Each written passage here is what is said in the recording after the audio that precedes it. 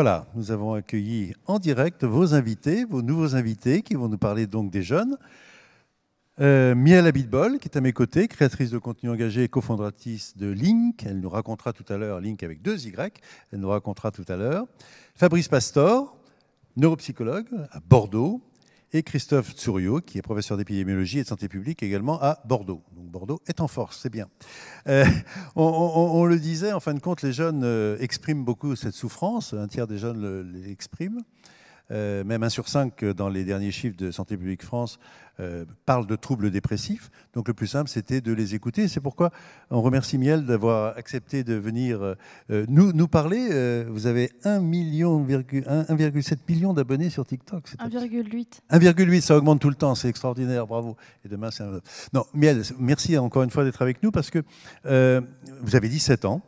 Vous avez décidé de vous engager dans ces problèmes de santé mentale et c'est en fait votre histoire personnelle qui vous a donné cette motivation. Ouais, c'est ça. Moi, j'ai vécu des choses pas très simples étant plus jeune et j'ai toujours été présente sur les réseaux sociaux depuis que je suis petite. Depuis que j'ai 10 ans, je faisais des vidéos YouTube, donc je suis à l'aise. Et c'est vrai que quand j'ai eu des moments difficiles, j'ai tout partagé sur les réseaux. Donc moi, j'ai ouvert, j'avais pas de tabou, donc je parlais de tout sans gêne, sans rien. Et quand j'ai commencé à aller mieux, je partageais des conseils à ma communauté parce que du coup, il y en a beaucoup qui se sont quand même reconnus en moi, reconnus dans mon parcours.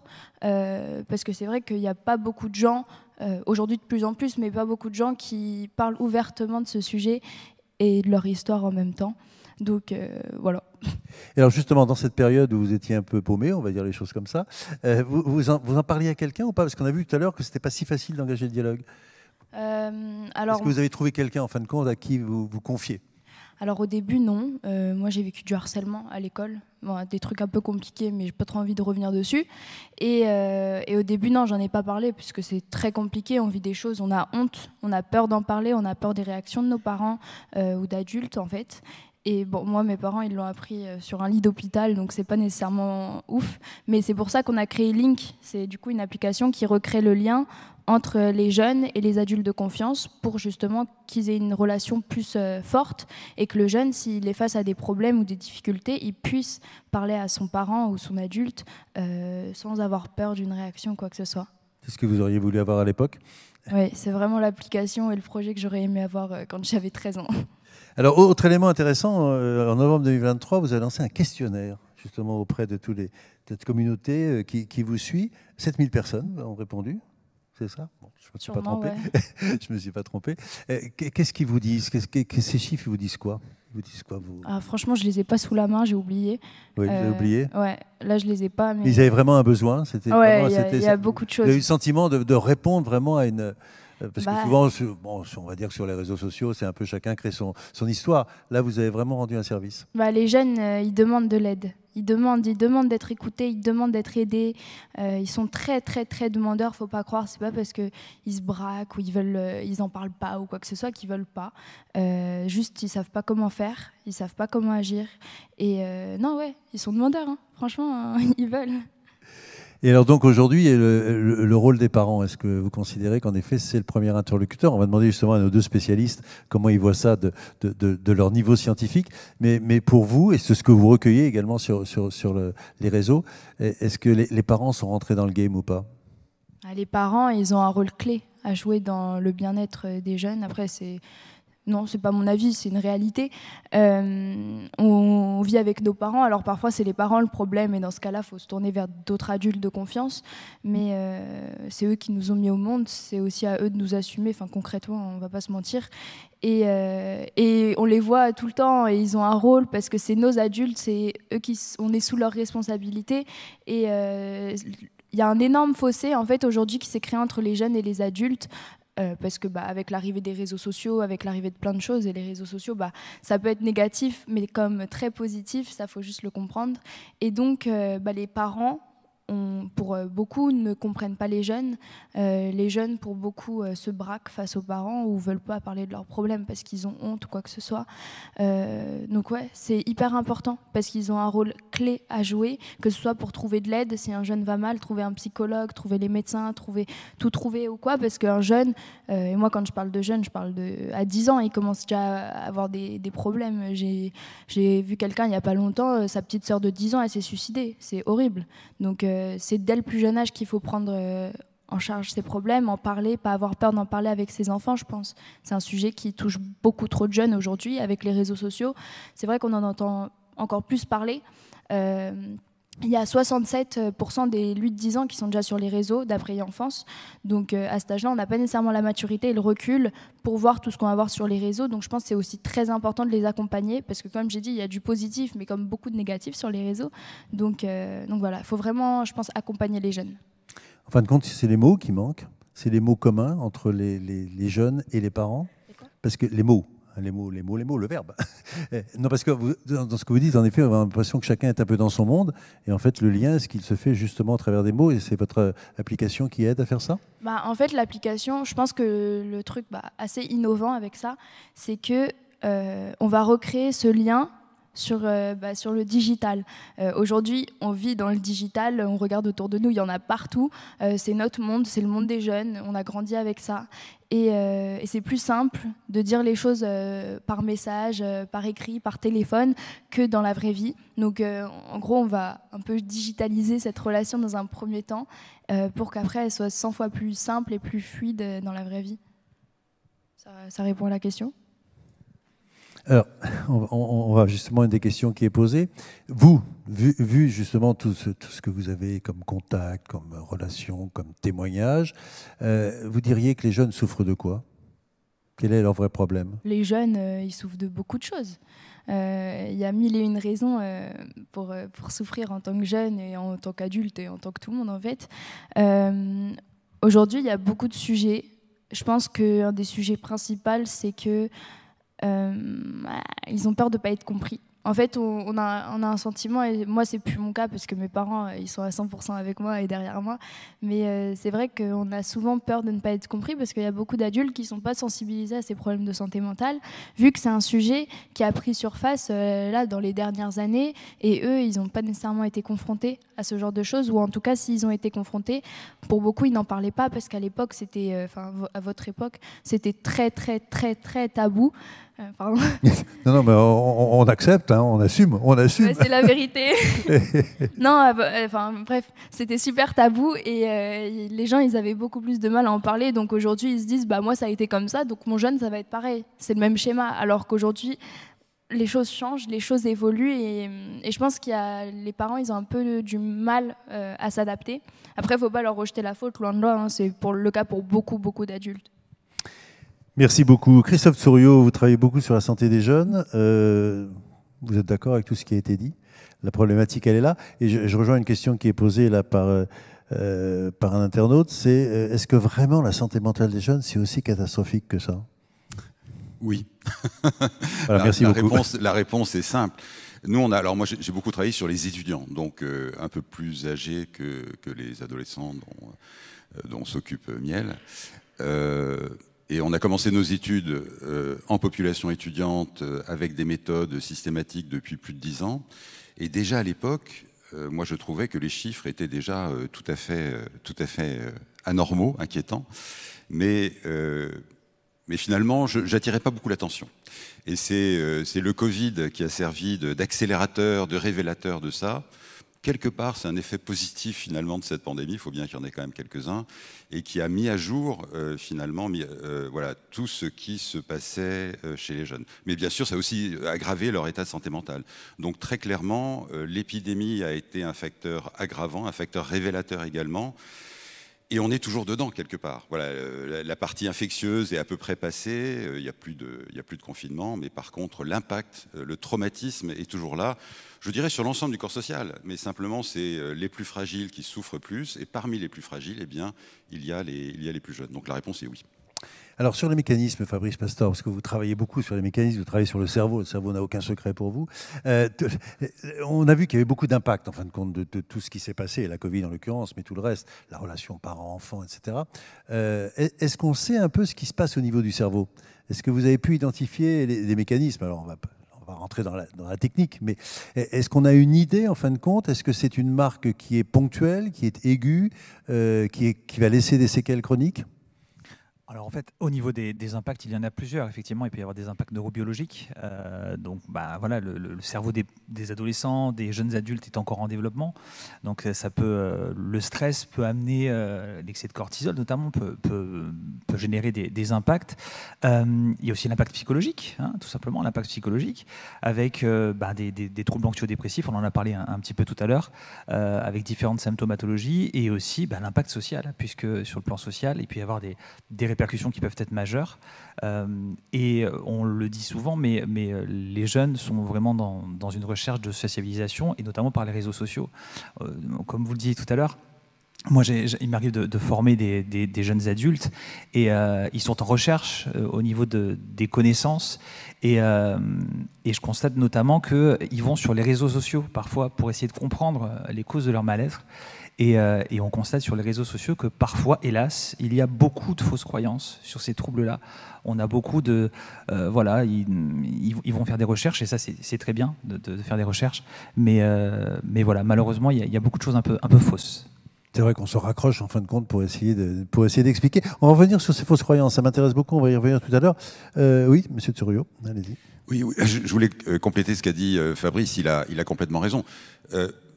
Généralement, on ne le sait pas, mais le cerveau continue à évoluer physiquement jusqu'à pratiquement 25 ans. Donc c'est l'organe qui se développe pratiquement le plus tardivement. Et qu'est-ce qui se met en place au tout dernier? C'est les fonctions les plus sophistiquées, donc beaucoup des relations interpersonnelles. Et ce qui s'est passé avec les confinements, c'est que cette construction n'a pas eu lieu. Alors c'est un peu hypothétique, mais quand même, ces jeunes ont été privés de toute relation avec les autres jeunes, avec leur père. Et très clairement, ça a eu un impact sur cette partie de maturation finale du cerveau. Il y a un article qui vient, alors qui peut être contesté, mais enfin qui vient aussi de montrer que finalement il y avait une maturation accélérée, donc un affinement de certaines zones du cortex. Donc il y a peut-être eu un effet vraiment physique des confinements, du stress bien sûr, mais aussi des confinements sur le cerveau, expliquant en partie pourquoi les jeunes ont été particulièrement impactés durant cette pandémie. Alors une question qui est intéressante et qui rejoint ce que vous disiez tout à l'heure, est-ce qu'en fin de compte la génétique et l'environnement font match nul dans cette affaire? Est-ce qu'ils sont tous les deux l'élément qui sous-tend ces problèmes? La génétique, l'héritabilité, je pense que oui, ça a été évoqué, je pense qu'on en parlera un petit peu plus en détail tout à l'heure. L'environnement également, ça a été dit, des facteurs de stress, des facteurs familiaux, et puis d'autres éléments, le professeur Pellicello en parlait tout à l'heure, voilà, des éléments un peu majeurs, c'est un petit peu du cas par cas, hein, donc on sait qu'il y a quand même des tendances sur l'aspect environnemental et sur l'aspect génétique notamment, principalement.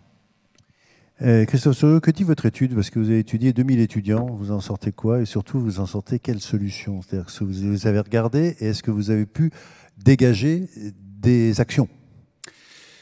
Alors oui, à travers les déterminants, les facteurs de risque. Et notamment, il y a un de nos résultats, mais qui a été retrouvé par d'autres, qui est quand même très fort, c'est le sentiment de solitude chez les étudiants. Alors, voilà. Ça peut paraître paradoxal, ils sont dans les campus, ils sont entourés d'autres jeunes, et non, ils ont un sentiment de solitude très fort, et ce sentiment de solitude multiplie par 4 le risque de pensée suicidaire.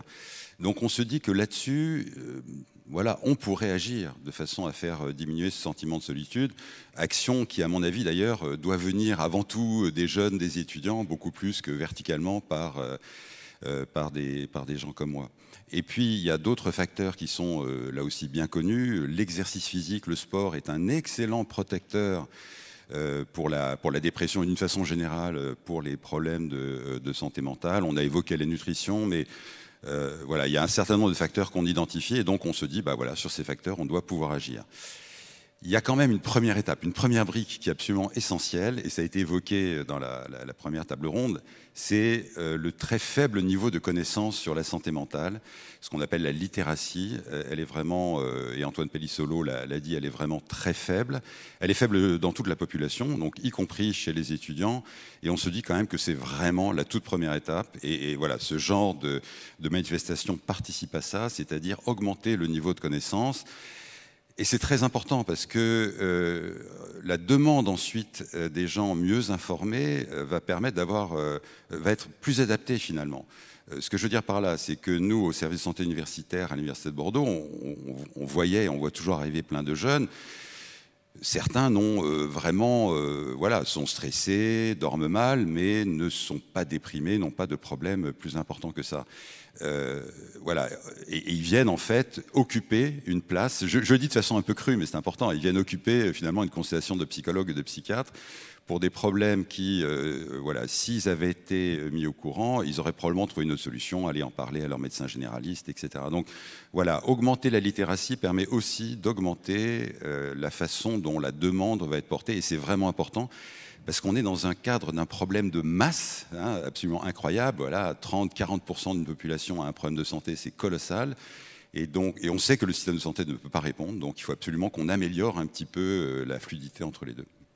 Alors, je vais revenir sur les fausses croyances que vous évoquiez tout à l'heure. D'ailleurs, ça rejoint des questions qui nous sont posées, en particulier sur le TDAH, les troubles du déficit de l'attention avec ou sans hyperactivité. Comme ça, je l'ai dit, tout le monde sera d'accord sur le terme. Est-ce qu'en fin de compte, ce sont des diagnostics précis? Est-ce qu'il y a du surdiagnostic? Est-ce comme on est un peu perdu, on met des étiquettes? Et donc, du coup, il y a ces fausses croyances. Racontez-nous. Alors, sur le TDAH, clairement, ce que vous avez dit est tout à fait juste. C'est-à-dire que ce qu'on constate, c'est qu'il y a des fausses croyances. Et donc, il faut absolument que les gens soient sensibilisés sur ces différents troubles. Le TDAH est-il à la mode ou surdiagnostiqué? Alors ça, c'est une grande question qu'on peut se poser, parce que un enfant, un adolescent qui bouge, qui est agité, qui a des problèmes de régulation de son attention, on peut penser que c'est un TDAH, mais ça peut être plein d'autres choses. Alors, est-ce que c'est à la mode? Ce qu'on le voit ici sur cette diapo, c'est que ce trouble a déjà été du moins étudié, théorisé, on va dire, depuis 1775. Donc, c'est une vieille mode. D'accord ? Vous le voyez au niveau des prévalences. Ici, donc ce sont les prévalences mondiales. Je cite le consensus scientifique international sur ce sujet. On est à 6% d'enfants qui présentent un TDAH. Il y a autant d'enfants TDAH que de personnes diabétiques. Donc ça, je pense que c'est important de le rappeler. C'est pas un trouble de niche, ce n'est pas rare. Alors, est-ce qu'il y en a plus qu'avant? Ici, sur la droite, vous avez en bleu les pays sur lesquels il y a des études de prévalence. Il n'y a aucune différence de prévalence sur ces différents pays, et les prévalences n'ont pas changé depuis les 30 dernières années. Donc, ce n'est pas un trouble à la mode. On peut avoir parfois le sentiment qu'il y en a plus qu'avant, mais c'est un biais de confirmation en quelque sorte. C'est-à-dire que parce qu'on en parle plus, on a l'impression qu'il y en a plus qu'avant. Mais justement, il faut continuer à en parler et à sensibiliser, parce qu'on le sait, la Haute Autorité de Santé le rappelle, c'est qu'il manque cruellement de diagnostics, d'évaluation. Il y a plein de personnes, d'enfants, d'adolescents, d'adultes qui ne sont pas diagnostiqués sur le TDAH. Autre exemple de fausse croyance. Allez, on les fait toutes, comme ça sera fait. Alors on y va. Et que les questions on puisse poser les questions. Tenez, vous avez la petite zapette, là, voilà, classiquement. Voilà, c'est un problème d'éducation. Le TDAH, effectivement, c'est un problème d'éducation, puisque l'enfant, l'ado, hyperactif, il saute partout, il a du mal à réguler son comportement. Et donc, on se demande, finalement, il est mal élevé. Il faudrait qu'il soit un peu plus cadré. Alors, il ne faut pas oublier que, on l'a évoqué un petit peu précédemment, parmi les causes de ces troubles du neurodéveloppement, il y a la partie génétique, il y a l'héritabilité. Et donc, quand vous avez parfois un enfant qui présente un trouble du neurodéveloppement, un TDAH, et que typiquement on a les enseignants qui demandent aux parents de venir pour en discuter, vous avez des parents qui arrivent et puis ils sont agités, ils ont du mal à rester posés. Regardez comment sont les parents, c'est pas étonnant qu'ils élèvent mal leur enfant. Alors effectivement, il peut y avoir une part d'éducation, l'aspect éducatif, il ne faut pas l'oublier, mais l'héritabilité, c'est-à-dire que très probablement, les parents présentent aussi un TDAH. Il ne faut pas oublier qu'au Canada, par exemple, quand un enfant a un diagnostic de TDAH, les parents sont dépistés automatiquement. Donc oui, il y a une part d'héritabilité, il y a 300 gènes qui ont été mis en évidence, on le voit, mais aussi une part d'environnement et une part neurobiologique. Et sur la droite, là, je vous ai juste présenté ici les liens, les corrélations d'héritabilité, où on voit que sur les jumeaux, depuis 1971, on a mis en évidence qu'il y avait des corrélations fortes, 77 à 88% des cas s'expliquent par l'héritabilité, notamment chez les jumeaux. Alors, il y a une autre question qui se pose, les écrans. Les écrans, est-ce que c'est vraiment un problème? Il y a d'ailleurs une question, Willy Gens, qui nous dit, en fin de compte, est-ce que 5 jours de téléphone, le nez sur le téléphone pour les ados, est-ce que ça ne va pas poser un problème de santé mentale? Donc là, on va avoir une réponse. Attendez, on va répondre. Le spécialiste va nous dire. Vous avez une idée? Vous pensez que non? Moi, j'ai un avis. Oui, dites-le. Après, vous allez dire après l'avis scientifique ou maintenant? Non, après l'avis scientifique. Oui, voilà, vous avez raison. Ça sera la pratique. Allez. L'avis scientifique.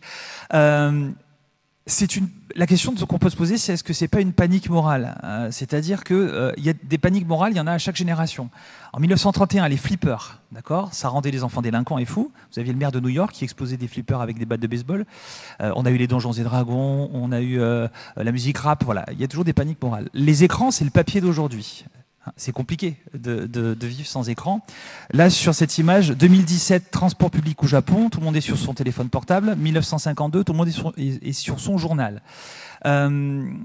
Les écrans, parfois on entend cause l'autisme. Ah non, les écrans causent pas l'autisme, on le sait, c'est un trouble du neurodéveloppement, on est avec. Il faut toujours se poser la question, en science, c'est, vous savez, la fameuse corrélation n'est pas causalité. C'est-à-dire que c'est pas parce que, effectivement, les enfants qui présentent des difficultés et qui consultent des médecins, des pédopsychiatres par exemple, passent du temps sur les écrans. Mais on n'a jamais pu prouver le lien de causalité. Est-ce que parce qu'ils ne se sentent pas bien, ils vont sur les écrans ou est-ce que c'est l'écran qui cause leur mal-être? Et on voit que quand on fouille un petit peu et qu'on enlève un petit peu les facteurs un peu confondants, ben effectivement, en règle générale, l'écran n'est pas nécessairement la cause. Ça peut être des variables éducatives, des variables sur le fait où voilà, les parents ne s'en occupent pas et donc les enfants peuvent se réfugier sur les écrans. Je ne sais pas si vous êtes d'accord. Miel, attention, votre avis. Non, moi, ce que je voulais dire, c'était plus dans le sens où les écrans, on est tous dessus, hein, que ce soit les jeunes, les adultes, les parents. Maintenant, on vit tous dans le digital, que ce soit sur les téléphones, la télé, les tablettes. On est tous dedans dès le plus jeune âge. Et je trouve que justement, les adultes, pas tous, hein, mais beaucoup ont tendance à diaboliser les écrans et justement à toujours remettre la faute sur le téléphone. T'as mal à la tête, c'est le téléphone. Tu pleures, c'est le téléphone. C'est tout ça à chaque fois. Alors que, comme vous l'avez dit, les écrans, c'est rarement quand même la cause première du mal-être. Après, ça amplifie, je pense quand même. Ça peut amplifier dépendant des problèmes que le jeune va vivre. Mais... même le gouvernement, par exemple, il parlait d'interdire les réseaux sociaux au moins de 16 ans ou de 18 ans ou quoi, mais ils sont complètement déconnectés de la réalité parce qu'aujourd'hui, c'est impossible. Comme je vous l'ai dit tout à l'heure, il y a 67% des 8-10 ans qui sont déjà sur les réseaux. Et au lieu d'interdire et de mettre des restrictions, tout ça, tout le temps, il faut accompagner les jeunes. Même nous, on a une fondation, Link, on travaille sur un programme de cours sur l'usage des réseaux sociaux parce que c'est vrai qu'il y a quand même des effets très négatifs des réseaux et très néfastes sur plein de sujets, la désinformation, l'IA, la pédocriminalité, le cyberharcèlement, il y a plein de sujets qu'en fait on n'aborde pas. Donc tu as des petits qui ont 8-10 ans qui arrivent sur ces plateformes qui n'ont absolument pas le recul pour être mis face à ce genre de situation. Et au lieu de toujours remettre la faute sur les écrans, il faut les accompagner, il faut leur montrer le bon usage, l'usage positif des réseaux sociaux parce que sinon on va jamais y arriver. Et ouais, faut arrêter de se cacher les yeux et juste de croire que voilà. Christophe Souriau. Ah, vous avez des fans dans la salle, c'est bien. Oui, heureusement qu'il y avait les réseaux sociaux au moment du confinement. Heureusement. Parce que ça a été un lien qui a été gardé entre jeunes, précisément grâce aux réseaux sociaux. Donc voilà. Et en même temps, on sait très bien que l'abus de réseaux sociaux est mauvais pour la santé mentale, et particulièrement chez les jeunes femmes, chez les jeunes filles. Ça a été, c'est tout à fait clair. Donc il y a cette complexité d'un outil qui, comme vient de le dire Miel Habibol, de toute façon est complètement répandu et il faut faire avec. Mais il faut certainement être vigilant, avoir une éducation autour de ça. La comparaison à travers les réseaux sociaux est très pénalisante, détruit l'estime de soi. Et donc, il y a quelque chose à surveiller de ce côté-là. On va aller vite parce qu'on a déjà perdu beaucoup de temps, mais c'est tellement passionnant, hein, on passerait la matinée avec eux. Juste un petit mot des HPI, parce qu'en fin de compte, là aussi, ça revient dans les questions. Est-ce qu'on est vraiment tous ou beaucoup HPI, ou est-ce que c'est la télévision qui nous a fait, avec sa série, penser qu'on était HPI ? Alors voilà, dernière fausse croyance sur le sujet. Mon enfant va mal, il est au potentiel intellectuel. Pareil, quand on parlait, j'évoquais tout à l'heure les recherches des jeunes, parfois ils éprouvent du mal-être, ils vont sur Internet, ah bah tiens, HPI, ça coche toutes les cases. Donc c'est-à-dire que les particularités du HPI, à ce jour, on n'a jamais pu montrer que les personnes, les enfants, les ados, les adultes qui présentaient un haut potentiel intellectuel avaient des particularités psychologiques ou comportementales. Il ne faut pas oublier que le QI, je ne vais pas rentrer dans les détails sur le QI, mais c'est une caractéristique statistique d'un continuum de compétences cognitives. En fait, la personne avec un haut potentiel intellectuel, elle n'est pas différente qualitativement, elle est différente quantitativement. Des personnes qui ont des vitesses de traitement plus rapides, une meilleure mémoire, voilà, plein de meilleures compétences cognitives notamment, elles peuvent effectivement présenter des troubles en santé mentale. Ça n'empêche pas. Mais on le sait d'un point de vue scientifique et assez unanime, c'est que ça reste un facteur protecteur. Le haut potentiel, le QI, reste un facteur protecteur. Donc non, le haut potentiel intellectuel ne peut pas être la cause du mal-être, et j'insiste, ce qu'on appelle à l'erreur de surattribution. Et ça peut toucher les enfants, les ados et aussi les adultes. Ce sont les personnes qui parfois présentent un mal-être, quel qu'il soit, font des recherches, et ce qui est très bien, mais elles tombent sur les caractéristiques du haut potentiel intellectuel, effet Barnum, c'est tellement flou que je m'y retrouve dedans, et donc mon mal-être n'est pas un trouble en santé mentale, c'est parce que je présente un haut potentiel intellectuel que je suis mal. Et donc là, il faut absolument combattre cette idée, parce que c'est tout simplement le risque de passer à côté de la vraie cause des troubles, et ça peut retarder une prise en charge ou avoir une errance diagnostique. Alors, ce qui pose problème, Christophe Souriau, c'est qu'en fin de compte, on dit qu'il y a les fausses croyances, donc on pensait avoir trouvé une solution, on dit voilà, c'est clair, et puis en fait c'est une fausse croyance, et les vrais problèmes, ils existent quand même. Qu'est-ce que les spécialistes proposent alors entre les deux pour ces parents qui sont un peu désarçonnés quand même? Parce que là, du coup, on leur dit bah oui, mais en fait, il n'est pas du tout HPI, mais il est quoi? Alors on fait quoi? Honnêtement, je ne sais pas répondre à ça. Certainement, le plus important, c'est quand même d'avoir un dialogue, si possible sans trop d'émotion, avec son adolescente, son adolescent. Ne pas hésiter à poser des questions, ne pas hésiter à aborder des sujets difficiles ou douloureux, ne pas hésiter à utiliser Link, puisque cette application est faite pour ça et c'est vraiment très bien. Voilà, c'est ça l'essentiel, je dirais. Parler, faire parler, comprendre au fur et à mesure et ne pas arriver au moment, effectivement, de la tentative de suicide et n'avoir rien vu. Je le dis d'autant plus que c'est quelque chose d'horriblement compliqué. Moi-même, j'ai vécu ça de très près. On a du mal à voir les signes. Donc, il ne faut pas hésiter à aborder ces sujets régulièrement, sans torturer, bien sûr, les adolescents, parce que ce serait pénible. Mais bien, je vous donne la parole dans 2 minutes. Je voulais juste rebondir sur ça. Est-ce qu'en fin de compte, il n'y a pas un problème de résilience aussi? Parce qu'on dit les jeunes, en fin de compte, ils oublient très vite. Est-ce que c'est vrai? Je ne crois pas. C'est-à-dire, il y a de la fluctuation, ça c'est sûr. Il y a des fluctuations très importantes chez tout un chacun, mais peut-être un peu plus chez les jeunes dans leur état émotionnel. Mais non, les choses ont plutôt tendance les traumatismes ont plutôt tendance à s'accumuler finalement et à aboutir à un moment donné à un épuisement psychique et puis une vraie dépression ou un vrai tableau de pathologie mentale. Et je voudrais vraiment insister sur ce côté continuum qui a été abordé. Oui, la santé mentale, ça peut évoquer aussi des choses un peu de coaching, de bien-être, etc., qui paraissent un peu mineures, mais il y a un continuum finalement au sein de la population entre des petits troubles, et si ces petits troubles s'accumulent, ne trouvent pas de solution, eh bien ça peut aboutir à un tableau beaucoup plus grave et à une dépression par exemple, nécessitant un traitement, une hospitalisation. Miel. Moi, j'aimerais bien revenir sur un petit point. C'est vrai que depuis tout à l'heure, on parle quand même beaucoup de santé mentale, mais dans les troubles, après c'est un peu le sujet. Mais comme vous l'avez dit tout à l'heure, il y a une demande qui est énorme pour les soins, que ce soit pour les psychologues, que ce soit pour les psychiatres, que ce soit à l'hôpital. Ils sont tous démunis parce qu'en fait, ils n'ont juste pas assez de personnes, de moyens et tout.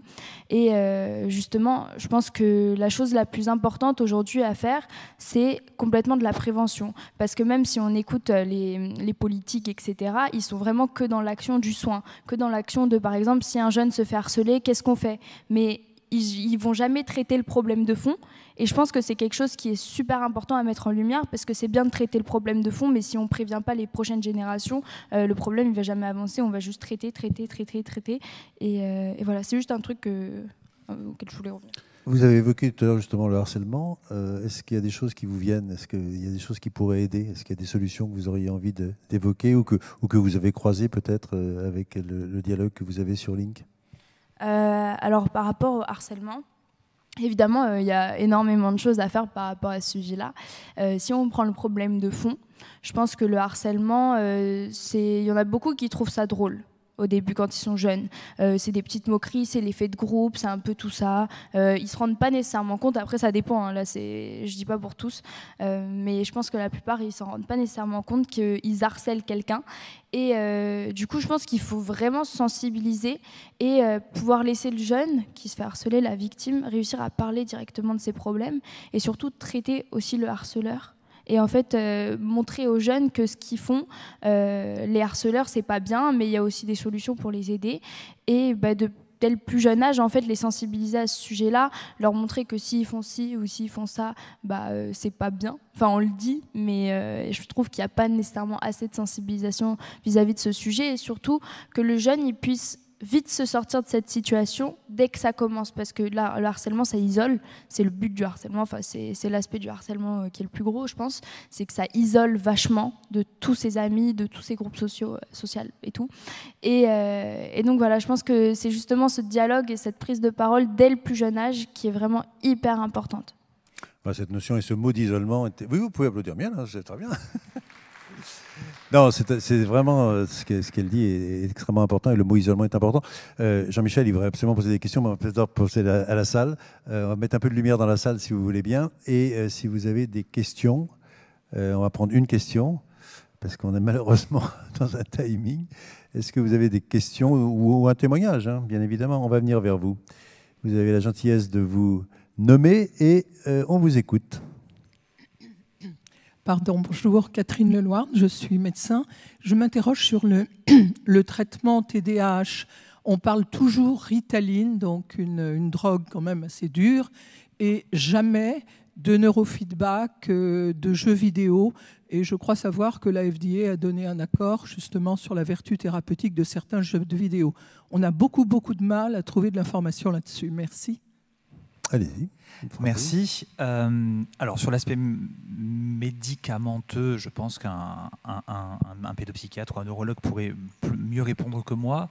Je rappellerai juste les recommandations internationales de la prise en charge du TDAH. Il y en existe 4. La première, et à mon avis elle est fondamentale et je pense qu'on en reparlera, c'est tout ce qui va être éducation thérapeutique, former les gens, expliquer ce que sont les troubles. On sait que ça amène des améliorations conséquentes. Quand on explique aux parents ce que c'est que le TDAH, quand on explique aux enfants comment ils fonctionnent, quand on leur donne des méthodes, ça améliore le quotidien.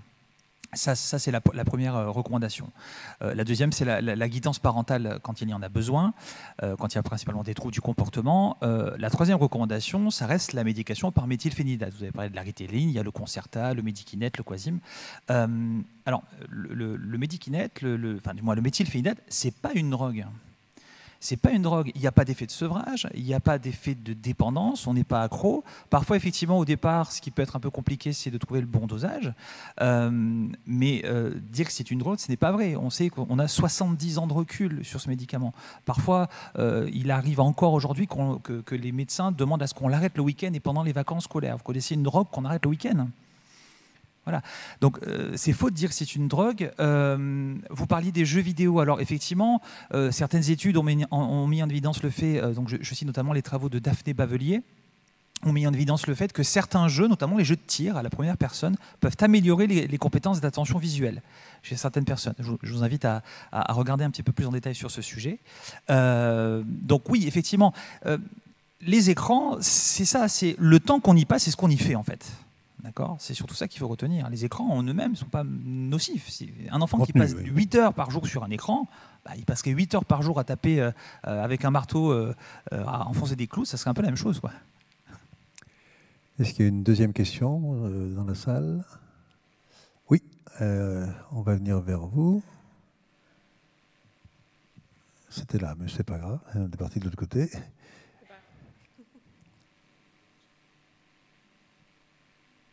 Oui, bonjour, Jean-Paul Avon, je suis médecin généraliste et je vais intervenir tout à l'heure, mais mais sur les écrans, incontestablement, tous les spécialistes du sommeil disent que il y a des retards au sommeil si vous restez trop longtemps sur l'écran, et on a bien dit ici que les troubles du sommeil étaient responsables effectivement de troubles mentaux. Donc incontestablement, il faut faire attention aux écrans, c'est vrai. Et puis quand j'ai vu vos statistiques sur le TDAH, franchement, moi je vois, en tant que généraliste, je vois de plus en plus de prescriptions de Ritaline, alors qu'on est confronté, on oublie que les adolescents ont des parents qui sont souvent divorcés maintenant en grande majorité, dans 30% de 40% des cas, et qu'il y a des divorces qui sont absolument conflictuels, et que les gamins, forcément, quand ils arrivent en classe, il y a des troubles de l'attention et des troubles du comportement. Donc, on va revenir sur ce sujet dans une autre table ronde, tout à fait.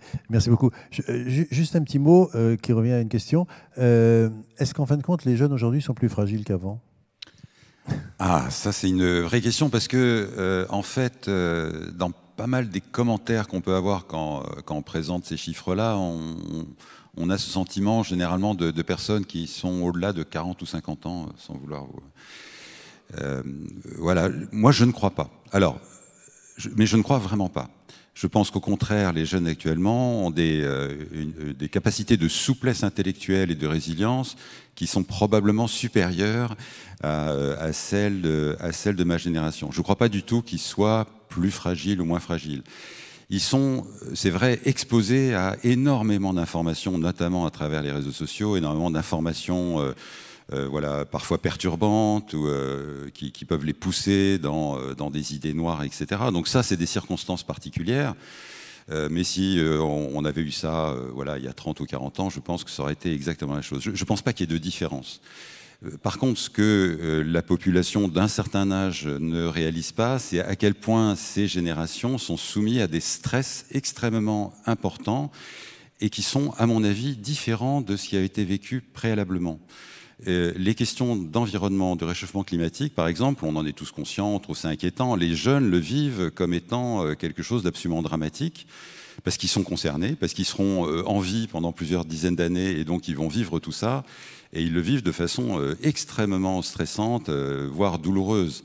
L'échec, la réussite, voilà, tout ça, c'est des facteurs qui sont encore plus importants maintenant à cause des crises économiques que nous traversons. Voilà, donc il y a vraiment des facteurs beaucoup plus importants dans ces générations qu'il n'y avait dans la génération précédente. Donc non, je ne pense pas qu'ils soient plus fragiles, je pense qu'ils sont beaucoup plus exposés par contre. Pour terminer la table ronde, un petit mot de Jean-Michel. Oui, j'aurais deux commentaires tout à fait simples. Le premier, c'est la notion un petit peu de cercle vicieux qui apparaît très nettement dans tout ce qui a été dit. À un moment donné, il y a un stress, il y a un harcèlement, il y a quelque chose qui va pas bien dans la famille, il y a un divorce, il y a toutes sortes d'événements comme celui-là. La drogue, on va en parler tout à l'heure. Et puis après, eh bien effectivement, on trouve du sommeil, mauvaise alimentation, absence d'activité physique, et tout ça entouré par le sentiment ou la réalité de la solitude et l'isolement. Donc cette notion de cercle vicieux, elle est importante parce qu'il y a des portes d'entrée aussi multiples pour la prévention. Et le deuxième commentaire qui me vient à l'esprit, c'est que les jeunes, par définition, ils se construisent, ça a été dit, ils sont dans la position de voir l'avenir. Et l'avenir, c'est quoi ? Et donc le manque d'espoir, parce qu'il y a toutes ces conditions sur le dérèglement climatique, le travail et toutes sortes de choses comme celle-là qui semblent ne pas aboutir. Au-delà du manque d'espoir, il y a aussi le manque d'espérance. Peut-être aussi il faut savoir placer un vocabulaire qui nous dépasse un peu plus. Et donc je crois que c'est aussi quelque chose qu'il faut prendre en compte et qui est normal, puisque les jeunes, par définition, ils veulent se projeter. Et donc, s'il n'y a plus d'espoir, s'il n'y a plus d'espérance, c'est difficile. Je dis le contraire de ce que j'ai dit, mais pour Miel, une question quand même qui me paraît intéressante, c'est est-ce qu'il existe une approche, une attitude à avoir et des mots qui permettent d'engager le dialogue? Est-ce qu'on a repéré des éléments, c'est Muriel Lemou qui nous pose cette question, qui permettent d'échanger, d'ouvrir le dialogue? Est-ce qu'on doit poser des questions? Est-ce qu'on doit être intrusif? Est-ce qu'on doit réagir? Est-ce qu'il y a des petites règles qu'on peut donner De quel côté? Du côté de l'adulte, entre guillemets, ou du jeune, parce que le jeune peut aussi engager le dialogue. Est-ce qu'il y a quelques règles que vous avez éventuellement trouvées au travers de vos échanges? Alors, je pense qu'il n'y a pas de règle. Il y a des attitudes qui sont plus adaptées que d'autres, mais après, c'est un peu du cas par cas. Tout le monde est différent. Je pense que minimiser les problèmes, plus du côté adulte, du coup, minimiser les problèmes d'un jeune, c'est pas nécessairement la bonne solution. Parce que quand on parle, on cherche de l'écoute. Quand on parle de nos problèmes, on cherche à être compris. Et c'est sûr que si on est un peu envoyé balader parce que nos problèmes sont pas graves, c'est des problèmes de jeunes, ça va passer d'ici une semaine, ça fait un peu mal. Et du coup, ça peut briser justement ce dialogue et on va peut-être plus se confier à notre adulte après ça. Après, du côté des jeunes, pour parler de ces problèmes, il y a quelque chose de très important que nous, on évoque souvent, c'est qu'il faut choisir le bon moment. Il y a des moments qui ne sont pas adaptés quand tu as ton père qui rentre du travail à 19h et qu'il est saoulé parce qu'il a passé une journée de merde et qu'il ne veut pas parler, qu'il veut juste aller prendre son café, aller dîner, aller se coucher. Tout le monde comprend ça. Ouais, vous avez tous connu, c'est normal, hein, tout le monde passe par là, il n'y a rien de mauvais. C'est sûr que ce n'est pas nécessairement un moment très adapté pour aller le voir et pour lui parler de tous ses problèmes, mais quelque chose qui est bien, c'est de prendre le temps, justement. Moi, j'avais conseillé ça à une ancienne amie, sa relation avec son père, elle s'est grave améliorée, c'est trop bien. J'avais dit, franchement, prévois un café avec lui. Juste, tu t'organises un café, tu lui dis, OK, on va faire un café à ce moment-là, faut que je te parle de certaines choses. Et ça aide énormément parce que vous êtes posé, vous êtes en extérieur, ton père il peut pas s'énerver, il peut pas t'envoyer chier ou quoi que ce soit. Vous allez juste parler et ça renforce vraiment la relation. J'ai un peu les termes, mais c'est vrai, je parle français. Pardon. Je suis fatiguée, laissez-moi. Mais choisir le bon moment, c'est super important, je pense. Après, comme j'ai dit, nous, on est vraiment dans l'axe de la prévention. Donc, pour nous, ce lien, c'est important de le créer dès le plus jeune âge, dès que ton enfant il a même 5-6 ans. Aujourd'hui, les problèmes, ils arrivent de plus en plus jeunes, donc il faut prévenir de plus en plus jeunes. Et je pense que tous ces sujets-là de confiance, de lui dire parce que souvent, en fait, les parents, ils vont te dire ne fais pas ci, ne fais pas ça. Moi, j'ai vécu du revenge porn, mes nudes, ils ont été partagés dans tout mon collège. On m'a toujours dit Miel, ne fais pas ça. Je l'ai fait, ok. Ils ont été partagés. Du coup, j'ai pas demandé de l'aide parce qu'on m'a dit de pas le faire. Sauf que ce qui est important de rappeler, c'est que même si tu fais quelque chose que je t'ai dit de pas faire, tu peux toujours venir me demander de l'aide parce que je suis là pour ça. Je suis ton parent. Je suis là pour t'aider. Et c'est quelque chose, je pense, qui est pas assez dit. Donc voilà. Voilà, c'est le mot de la fin. Merci beaucoup. Merci à tous. Et on se retrouve dans quelques instants pour parler d'inclusion sociale. Merci. C'est un des problèmes à abattre. N'oubliez pas, Link L2YNK.